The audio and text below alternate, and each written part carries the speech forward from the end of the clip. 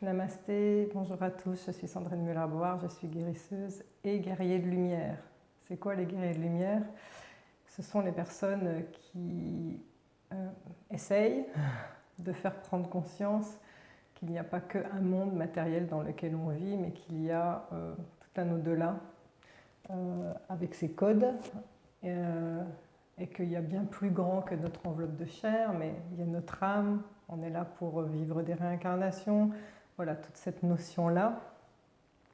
Bien évidemment, quand on commence à prendre connaissance de ces notions-là, on s'éveille, on augmente ses vibrations, et donc on rejoint de plus en plus des vibrations très très hautes, des fréquences hautes, vers la lumière. Et à l'inverse, eh bien, comme tout fonctionne avec un recto verso, haut, bas, droite, gauche, chaud, froid, voilà, et bien dès qu'il y a la lumière, il y a forcément l'ombre. Donc plus on va haut dans la lumière, plus en face, on peut être en opposition avec l'ombre.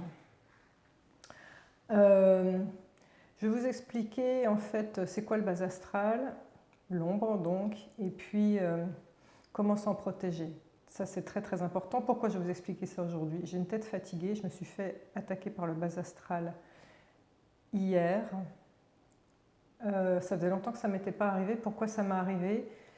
Parce que mon burn-out n'est pas loin. J'ai beaucoup travaillé cette semaine et j'étais littéralement épuisée hier soir, très très très fatiguée.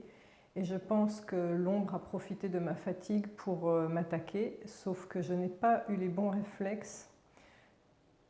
Normalement, il y a des formules à dire et j'étais tellement faible en fait que je n'ai pas du tout pensé à ça. Et je cherchais à appeler mon fils au secours. Et ça a duré longtemps en fait. Donc ce matin, je me suis réveillée comme si on m'avait frappé toute la nuit. Pourquoi l'ombre attaque les guerriers de lumière? J'ai fait un YouTube qui s'appelle L'ombre ne me vaincra pas.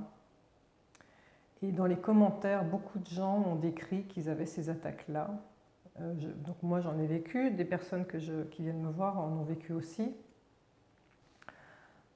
Certains ont carrément dit, moi j'ai jeté l'éponge, c'était trop dur.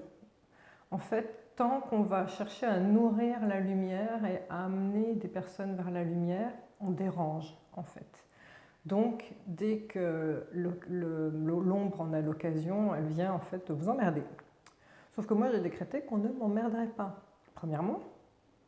Deuxièmement, plus je vais vous tenir au courant de comment nourrir la lumière, plus l'ombre va me foutre la paix. Donc comment on nourrit la lumière? Bien évidemment, c'est avec tout ce qui est amour, qui est l'énergie la plus haute qui soit.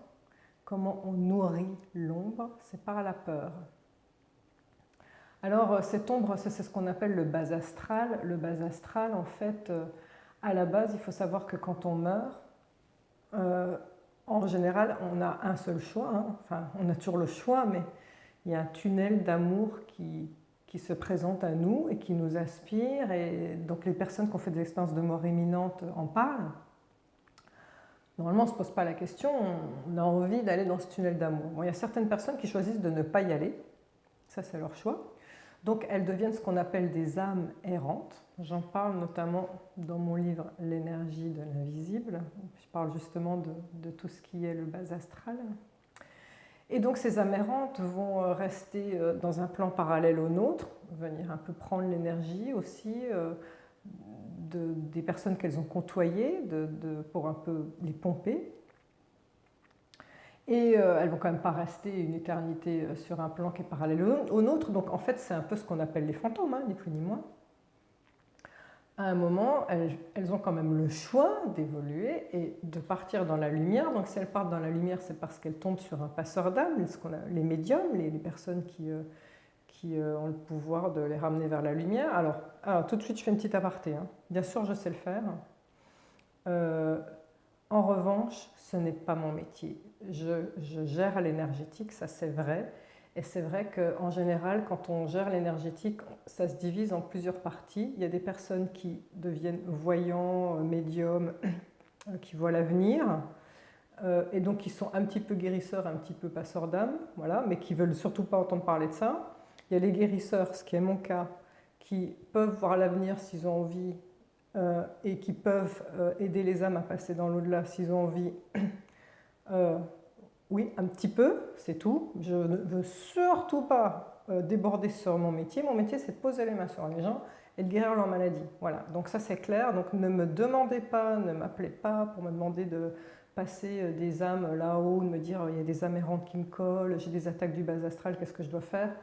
Trouver quelqu'un d'autre, mais pas moi. Mon métier, c'est de guérir. C'est déjà pas mal, donc voilà. Mais en même temps, je dois quand même vous expliquer c'est quoi le bas astral, c'est très très important. Et donc après, il y a dans ces trois trucs là, dans les trois, on va dire trois métiers qu'on peut choisir, il y a les personnes qui sont justement, on appelle les passeurs d'âme. Donc c'est les personnes qui vont dépolluer les lieux hantés, enlever les âmes errantes qui vous collent, dépolluer votre maison. Si par exemple il y a une personne qui s'est suicidée dans votre maison, eh bien, il y a de fortes chances pour qu'elle soit restée dans le lieu et que vous entendiez des bruits de pas, des portes qui claquent, peu importe, et donc il faut les faire partir. Enfin bon, voilà, donc ça c'est leur métier. Encore une fois, c'est pas le mien. Bon.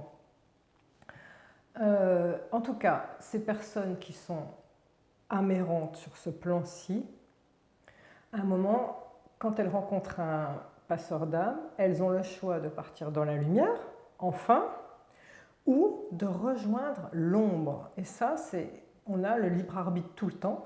Si on veut, on peut rejoindre les forces de l'ombre. Donc les forces de l'ombre, eh bien, il y a les forces de la lumière avec les anges et les archanges.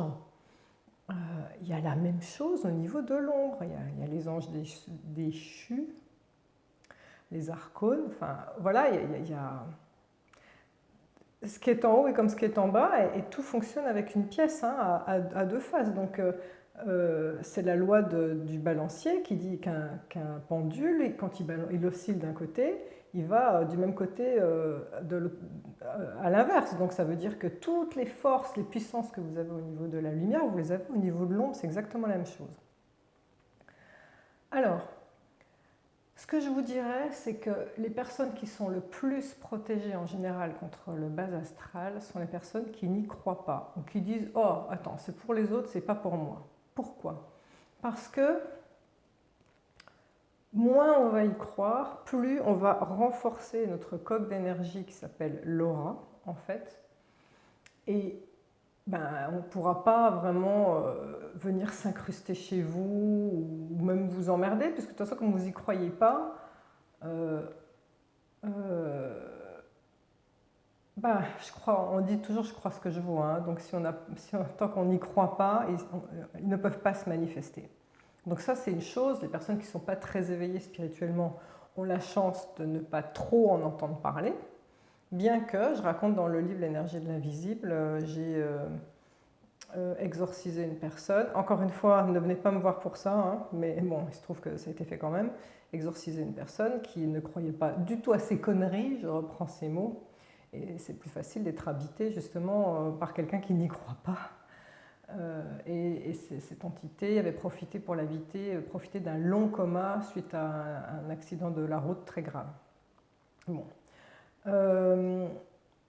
Quand on n'y croit pas, c'est plus facile. Maintenant, vous qui me regardez, c'est que vous êtes déjà très éveillé puisque vous vous posez des questions par rapport à l'invisible, sinon vous ne seriez pas sur ma chaîne, vu que je parle sans arrêt de la magie de l'univers, donc ça me paraît logique.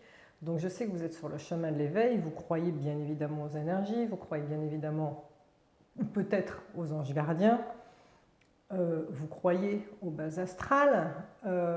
Donc à partir du moment où on se dit « Ah, il est possible que j'ai une attaque du bas astral » ou « Il est possible que j'ai un mauvais sort » ou quelque chose comme ça, en fait ce doute va fissurer votre aura et c'est par cette fissure en fait que l'ombre va pouvoir s'incruster. Donc ce qui est très très important, c'est de rayonner « Tu m'auras pas ». Voilà, déjà, un espèce de rayonnement intérieur de moi. Vous pouvez essayer tout ce que vous voulez comme mauvais sort, je sais pas quoi, j'en ai rien à foutre, on m'aura pas. Voilà, ça c'est une chose.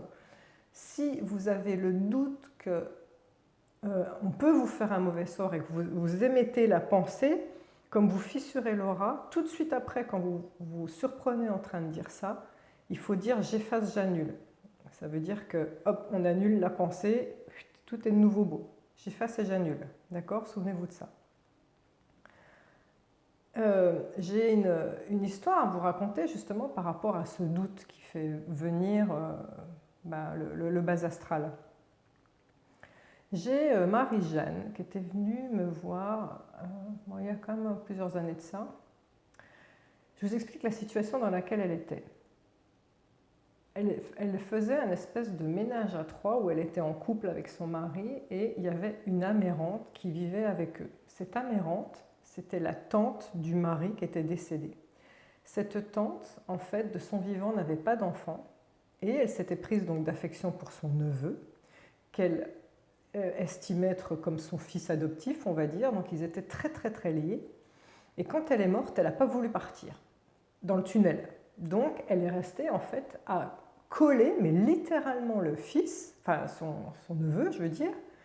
Et donc ce couple-là vivait avec une âme errante. Donc il y avait des déplacements d'air froid dans la maison, des déplacements d'énergie. Parfois, là, quand elle était assise, elle se sentait super mal parce qu'elle sentait bien qu'il y avait... en plus, cette âme errante était un peu en colère contre la femme puisqu'il y avait une forme de jalousie. Donc cette femme se faisait, on va dire, polluer. Mais non seulement ça, mais elle avait réussi en fait à... Comme cette femme se disait « Oh là là, mon Dieu, elle est là, elle est en train de me faire mal », elle avait fissuré son aura. Et donc, elle en avait profité comme pour entrer une antenne à l'intérieur de l'aura pour pouvoir pomper un maximum d'énergie à Marie-Jeanne. Bon. Elle était venue me voir en m'expliquant ce truc-là. Elle m'avait dit « Sandrine, il faut la dégager, tout ça ». J'avais dit « Si elle ne veut pas partir, moi je ne peux rien faire ». Mais j'avais dit « Au moins, je vais te faire une belle coque de protection pour pas qu'elle t'emmerde ». Bon. Elle s'en va. 3 semaines après, elle me rappelle en larmes « Je suis en panique tout le temps, je me sens super fatiguée, j'ai le cœur qui s'accélère sans arrêt, elle est toujours là, elle est toujours là, elle est en train de me polluer, Sandrine, il faut m'aider ». Rebelote, je lui enlève, je lui refais une belle aura. Elle m'a fait le coup 5 fois. À la 5e fois, j'ai haussé le ton et je lui ai dit Marie-Jeanne, j'ai pas que ça à foutre, c'est pas mon métier. C'est pas mon métier, j'ai d'autres gens à soigner et donc à un moment, il faut que vous compreniez une chose, c'est que vous avez votre rôle à faire, vous avez quelque chose à faire. Et je lui ai dit, à chaque fois que je vous fais une belle coque, vous me bousillez le boulot 2 secondes après en disant ça se trouve, elle peut revenir. Donc je lui ai dit, je ne veux plus, de toute façon c'est la dernière fois que je vous vois, je ne veux plus entendre parler de cette âme errante. Pour vous, elle n'existe pas. Oui, c'est vrai qu'elle existait, mais il fallait qu'elle rayonne. Tu m'emmerderas pas, et c'est pas chez moi que tu vas venir grignoter de l'énergie. Tu fais ce que tu veux ailleurs, c'est pas chez moi que tu vas venir. Elle a à moitié entendu mon discours, elle était moyennement convaincue. Il faut savoir que cette personne, dans le cadre de son métier, avait côtoyé une pointure des personnes qui étaient dépolluantes, notamment des lieux hantés. Et elle s'était souvenue de cette personne. Elle s'était dit, bon, puisque Sandrine ne veut plus rien faire pour moi, je vais aller la voir. Elle a appelé cette personne au téléphone, qui a réussi à se connecter tout de suite à son aura. Elle venait de sortir de chez moi. Elle lui a dit oui, elle lui a raconté toute l'histoire de la mérante tante qui était dans la maison. Je me souviendrai toujours, elle a eu l'humilité et la gentillesse de me rappeler pour me raconter ce qui s'est passé. Il paraît que cette dame, dépolluante des lieux, quand elle s'est connectée à son énergie, elle lui hurlait au téléphone « Mais il n'y a rien, il n'y a rien, arrêtez un peu avec ça, il n'y a rien !» Elle lui hurlait en lui disant « Foutez-moi la paix avec vos conneries, il n'y a rien !» Et depuis ce jour, ça a été comme un déclic où elle ne s'est plus jamais fait polluer par cette âme errante, je ne sais pas ce qu'elle est devenue, mais en tout cas, elle avait comme envoyé une énergie pour restaurer son aura, en fait. Alors, vous vous doutez bien que cette énergie-là, moi je l'ai aussi. C'est pas mon problème, on ne va pas m'emmerder. Donc on ne peut déjà pas rentrer dans mon aura pour me polluer, on ne peut pas non plus me faire des mauvais sorts pour la même raison, parce que je dégage une telle énergie qui dit « moi c'est pas mon problème » que voilà. Maintenant, je me suis fait attaquer, alors voilà comment ça se passe. D'autres personnes le racontent aussi. Hein. Alors, ou bien on peut se faire attaquer, c'est-à-dire pendant la nuit, vous sentez des déplacements d'air extrêmement violents, comme une claque qu'on vous fait, en fait, mais c'est juste une énergie, hein. Mais ça fait très mal.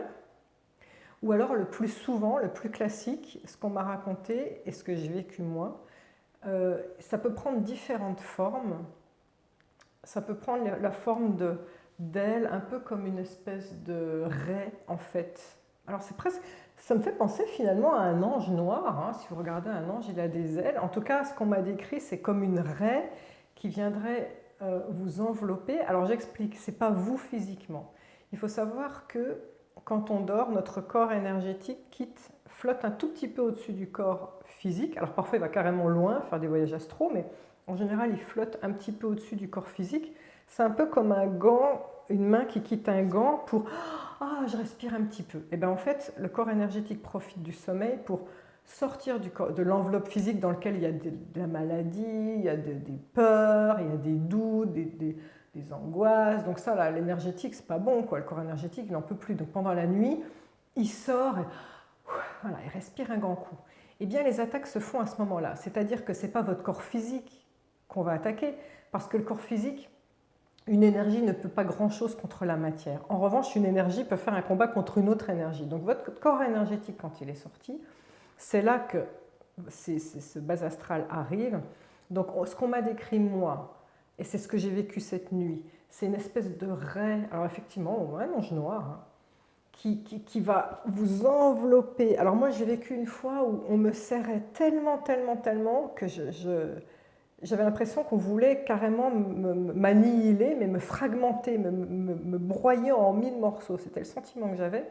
Et cette nuit, ce truc est passé par derrière moi et en fait m'étouffait le nez, le nez et la bouche. On m'a parlé d'araignées aussi. On m'a parlé aussi de figures qui ressemblaient à des hommes en noir, en fait, pareil. Ça peut prendre différentes formes. Et alors, je ne sais pas si vous avez vu Matrix. Dans Matrix, il y a les habitants du vaisseau, là, ceux qui sont rebelles, ils connaissent la réalité. Donc, dans la réalité, ils sont dans leur siège, connectés là, par le derrière de la tête, et ils vont dans un peu un monde virtuel qui est soi-disant la vraie vie. Donc, leur hologramme, quelque part, va vivre des choses dans ce monde virtuel. Et à un moment, ils se prennent des balles, en fait, je crois, dans ce monde où ils sont. Et la partie qui est la partie vraiment physique qui est sur le siège meurt, en fait. Eh bien, c'est exactement la même chose. C'est-à-dire que si on attaque votre corps énergétique et qu'avec une énergie vous empêche de respirer dans le corps énergétique, comme le corps énergétique est de toute manière relié au corps physique et que c'est exactement, par exemple, la bouche énergétique correspond à la bouche physique, puisque quand il rentre dans sa gaine, il se recale correctement, eh bien, si on vous étouffe ou si on vous écrase, on va dire, dans l'énergétique, vous avez cette sensation horrible d'étouffement et d'écrasement dans la matière, en fait. Et donc moi, j'étais en fait en train de faire je dormais, j'étais en sortie de corps, et quand ça m'a étouffée, ça m'a réveillée, sauf que je ne pouvais pas bouger parce que mon énergie était sortie du corps, et j'étouffais, mais littéralement. Alors,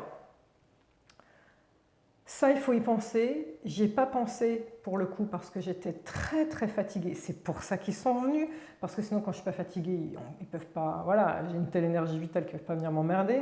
Là, je sais qu'ils se sont dit c'est l'occasion jamais. J'ai pas du tout pensé à avoir les bons réflexes, donc je vais vous les donner. C'est vrai que j'avais envie, je pleurais, j'étouffais, je pleurais, et le seul son que j'arrivais à sortir, c'était des. Et en fait, je voulais hurler au secours Charlie, qui est mon fils, qui est juste la chambre en face. Je voulais qu'il vienne parce que je m'étais dit, juste s'il vient, là, sa présence va faire partir en fait les saloperies. Très mauvais réflexe, mais je le sais en plus. Mais bon, il se trouve que j'étais tellement fatiguée que j'ai pas eu les bons réflexes. Les bons réflexes sont les suivants. Certains, le fond d'instinct me le disent, la prière à l'archange Michael. L'archange Michael, on l'appelle le prince de la milice céleste. C'est le chef de tous les archanges et il est représenté dans toutes les statues avec une lance ou une épée pour terrasser le mal. Donc en fait, Son but est vraiment de raccompagner le mal vers la lumière. S'il n'a pas envie de repartir vers la lumière, il le dégage dans l'ombre, mais en tout cas, il transmute toutes les mauvaises énergies et purifie, si vous leur demandez, tout ce qu'il y a dans votre aura. Donc, priez l'archange Michael, vous dites des phrases avec votre cœur, vous n'avez pas à chercher dans votre mental qu'est-ce que vous avez à dire, c'est archange Michael, prince de la milice céleste. Moi, je dis souvent ça. Archange Michael, prince de la milice céleste, par les pouvoirs qui te sont conférés, merci de. Voilà. Merci de dégager cette âme qui me pollue, merci de me libérer, merci de transmuter ces mauvaises énergies, merci de me libérer de mes doutes, de mes peurs, des mauvais sorts, du bas astral. À vous de voir, mais ça sort avec le cœur, ne vous inquiétez pas. L'archange Michael, mais c'est surtout là où ça a été le plus probant, parce que j'ai eu plusieurs fois des attaques, ça va être que avec toute votre force, vous criez, mais dans votre tête, parce que normalement, quand notre corps énergétique est sorti, on ne peut pas utiliser d'énergie pour faire des gestes, ni pour bouger, ni pour crier. Donc il faut le faire dans la tête, en fait, en pensée. Vous hurlez, je suis la lumière. Et ça, je l'ai déjà fait, c'est magique, parce qu'au moment où vous dites je suis la lumière, vous allez voir que c'est cette ombre qui vous attaque, paf, elle se fragmente, mais littéralement, hein, elle est complètement fragmentée sous l'effet de cette énergie extrêmement forte que vous envoyez, et elle dégage.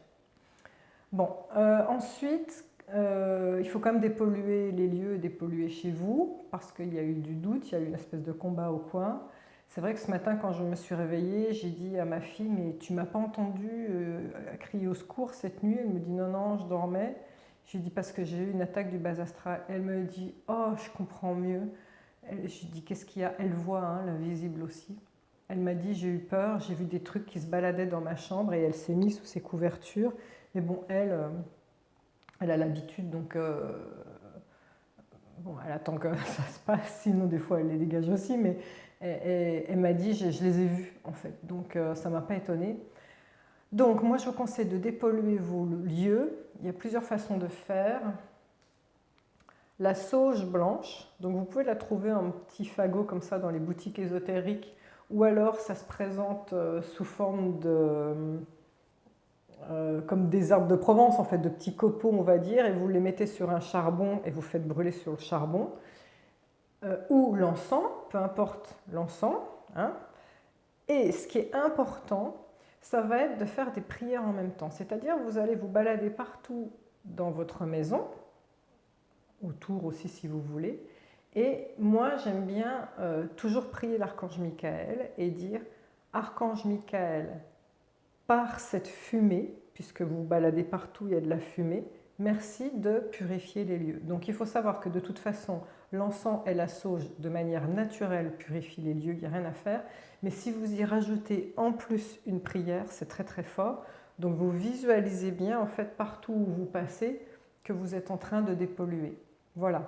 Donc, ce que je voulais vraiment communiquer, c'est encore un combat de la force mentale. Hein. C'est, souvenez-vous de boxeur sur un ring, celui qui gagne et celui qui sait qu'il va gagner. Celui qui croit qu'il va gagner, il est foutu. Donc, à partir du moment où vous dites « moi je sais qu'on ne m'emmerdera pas », on ne vous emmerdera pas. Ça, c'est super important. C'est vrai que les guerriers de lumière qui ont mis en commentaire en bas, donc je pense que vous mettrez beaucoup de commentaires, hein, je vous y invite sur ce que vous avez vécu, parce que comme ça permettra de partager un petit peu entre tous, mais j'ai effectivement des personnes qui étaient guérisseurs, qui ont dit « moi j'ai jeté l'éponge », et donc qui ont arrêté ce métier, qui se sont juste consacrés à leur propre vie, mais pas plus aux autres, et bien évidemment l'ombre a arrêté de les emmerder aussi, puisqu'ils ne sont plus dérangeants. Donc tout dépend en fait de la volonté que vous avez, de la force intérieure. Moi je sais que j'ai fait ce YouTube justement pour marteler une bonne fois pour toutes que non, moi je continue quoi. Je continue, je ne vais pas me laisser emmerder. Voilà. Merci de m'avoir écouté. Merci de faire partie du club de la lumière avec moi. Namasté.